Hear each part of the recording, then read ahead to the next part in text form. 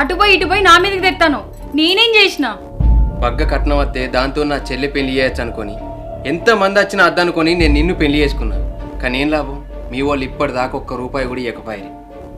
మా వాళ్ళకి వెళ్ళకనే కదా ఇప్పటిదాకా కట్నం పైసలు ఇయ్యండి. మా ఇద్దరు తీయరాదు. ఇంకెప్పుడు ఇద్దరే, మన పెళ్ళి అయ్యి ఆడది అవుతుంది, ఆ పైసలు జోలేదు ఇస్తలేరు.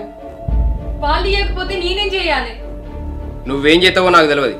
నీకు 10 రోజులు టైం ఇస్తానా. నీ అవ్వగారింటికి పోయి కట్నం పైసలు తీసుకొస్తేనే రా, లేకపోతే ఆనే ఉండు. ఏం మాట్లాడుతున్నావయ్యా నువ్వు? నేను బరాబరే మాట్లాడతానా. నేను పొలం కాడికి పోయేచ్చే వరకు నువ్వు నా కళ్ళ కనబడదు.